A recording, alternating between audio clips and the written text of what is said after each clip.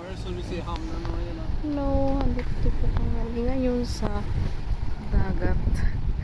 Ayan, grabe ang init. 31 to 32 degrees. May mga puno. Kaya maganda naman siya. Ayun, punta tayo dito sa kabila. Ayan si Jimmy at si Freya.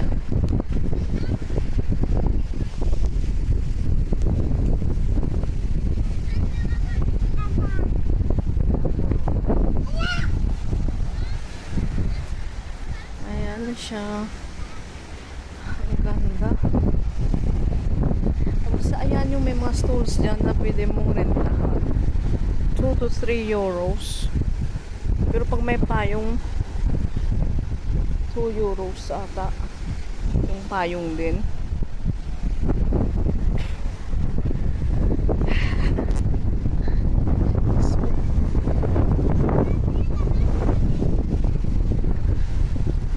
Ayan, pag may kung nakikita nyo ay parang may bato dyan na nakaharang. Doon sa unahan, hanggang dyan lang po pwedeng lumangoy. Ayan, may mga puno naman dito. So kahit pa paano, may pwedeng masilungan. Ayan o, daming puno dyan. Tapos yung maupuan na yan, nire-rent dyan. Naparintahan ang haba po nito ng pier na to.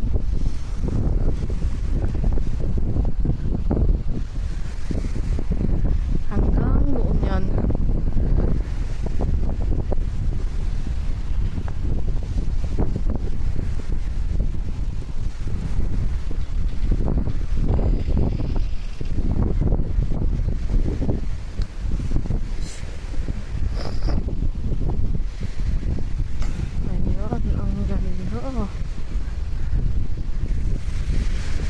Tapos ang init ng hangin.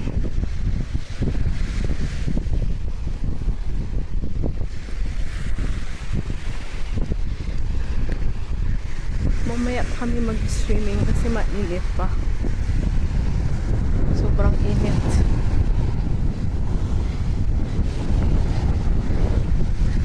Ayan, doon naman sa kabila maraming tao doon.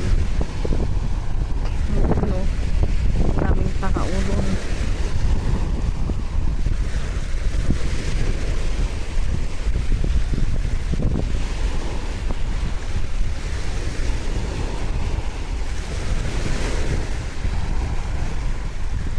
Ayan, pwede mag-rent ng jet ski, ng mga motorboat. Lahat ito pwedeng rentahan. Medyo mura lang naman ay yung mga parent nila.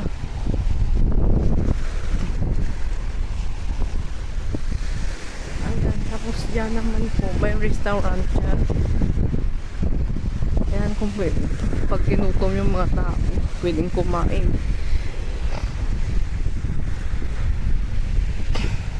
Ayan.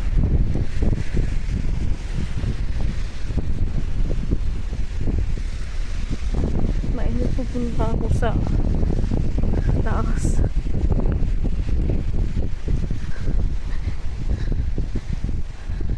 Ayan, may Coast Guard dyan.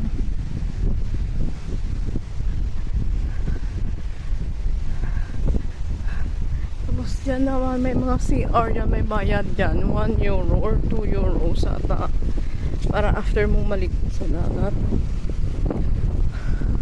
pwede kang maligo at magbihis, magpalit ng damit. Tapos may mga palaruan ng bata dyan,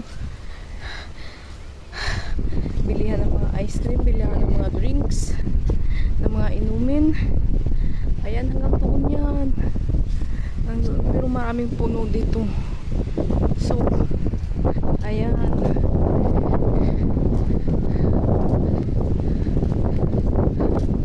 ayan sa parang pag nakikita nyo doon sa dulo, nandun yung pier nila.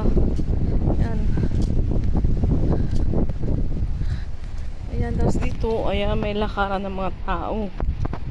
Or yung iba na ayaw maglakad dyan sa gilid ng dagat dito, meron nakasementado. Sement.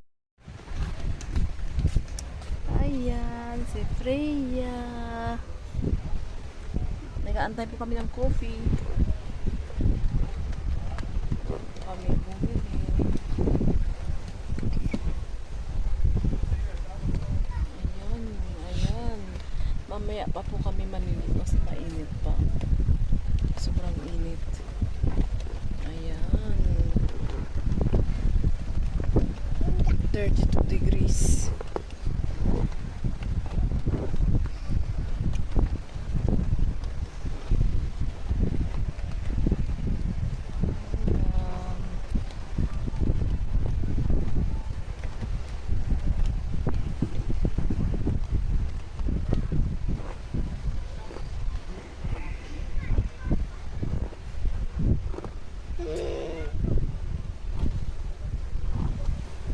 Gusto ni Freya dito.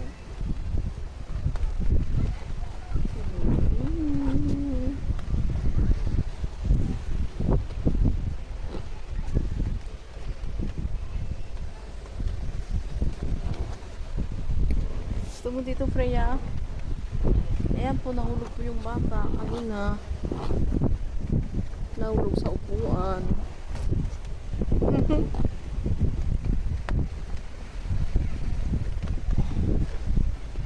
Ay, ang ganda. Ang ganda ng dagat.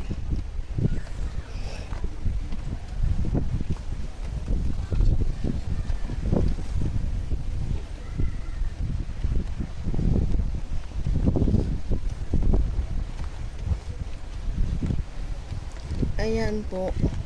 Ayan, dyan ako po yung Coast Guard or Lifeguard.